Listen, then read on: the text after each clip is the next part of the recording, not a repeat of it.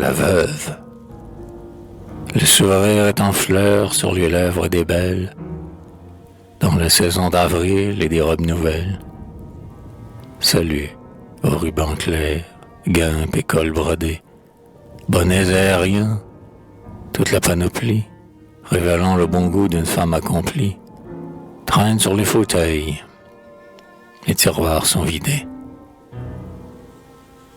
C'est la fin d'un grand deuil. La veuve blanche et rose travaille avec lenteur à sa métamorphose. Elle est toute rêveuse en se déshabillant. Un vague souvenir de ses douleurs passées mêle un papillon noir à ses riches pensées, et seins de pourpre d'or qui va s'éparpillant. Je puis donc reléguer dans le fond d'une armoire ce long châle funèbre et cette robe noire qui me gêne le cœur depuis 14 mois. Si le deuil est le phare des blondes, je suis brune. Les veuves d'aujourd'hui, j'en connais, mais pas une ayant porté si jeune une aussi lourde croix. Ah, j'aurais préféré l'air et le cilice aux lois de l'étiquette, à l'irritant supplice d'endosser tous les jours l'austère mérinos. Dire que j'ai porté des gants de philoselle, que j'avais de vos airs de vieille demoiselle, dont la chair hystérique a séché sur les os. Non, jamais Véléda, prêtresse des Gaules, n'a dû voir ruisseler sur ses blanches épaules sa grande chevelure à flots plus abondants.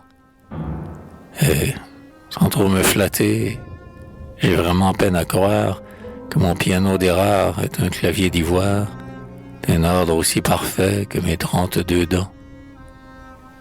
Quand je songe au défunt, c'était un galant homme, un peu mûr, un peu chauve, érudit, mais en somme, offrant à l'analyse un type assez banal. Ces beaux diseurs précieux et vulgaires, écoutant leurs paroles et ne se doutant guère qu'ils n'ont jamais pensé plus haut que leur journal. Ma première jeunesse était mes alliés. J'ai dû vivre ainsi qu'une fleur repliée. Je crois, en vérité, que 19 fois sur 20, faire choix de mari dans un siècle de prose, c'est vouloir essayer d'un piètre virtuose dont le doigt lourd profane un instrument divin. Aussi facilement qu'un chapitre d'histoire, son image aux 2/3 s'en va de ma mémoire.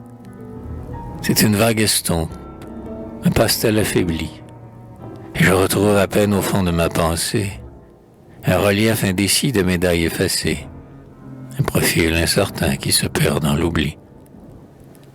Sa demeure dernière est au Père-Lachaise, sous le sable peigné d'un parterre à l'anglaise. J'y fais planter des fleurs des pays inconnus.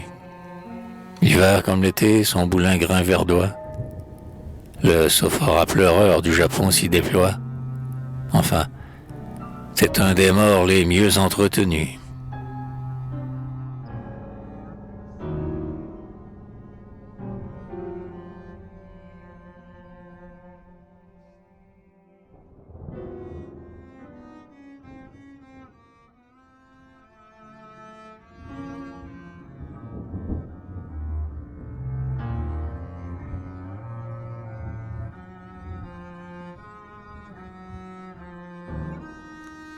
Du vêtement lugubre où j'étais enfermé, par un rayon d'avril, je sors toute charmée. Je romps ma chrysalide au souffle du printemps. Je le sens plus léger que du sang d'hirondelle.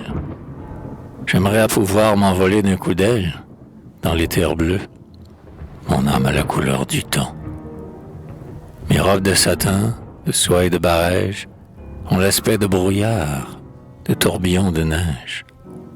Le tissu, merveilleux de richesse et d'ampleur, les tulles bouillonnent et les flots de malines, donnent un vrai lyrisme aux grâces féminines. La femme est à la fois papillon, femme et fleur. Mon corsage est une œuvre exquise d'élégance. Des jupes à longs plis, j'aime l'extravagance. La traîne exigerait peut-être un négrillon. Nos grands cerceaux nous font marcher comme des reines, à pas lents et rythmés, Autrefois leurs marraines n'habillèrent pas mieux Podane et Cendrillon. À dater d'aujourd'hui, je recommence à vivre. L'air pur, le grand soleil, les roses, tout m'enivre. Le chant des rossignols monte au ciel réjoui. Et il est juste qu'enfin mon pauvre cœur renaisse. Il me faut, pour charmer ma seconde jeunesse, un amour de 20 ans tout frais épanoui. Je veux aimer, j'ai soif des sources ignorées, et me souviens parfois des biches altérées, soupirant au désert de l'Ancien Testament, après le miroir bleu des limpides fontaines, qui, sous les tamarins des oasis lointaines, entre les fleurs des eaux dorment si clairement.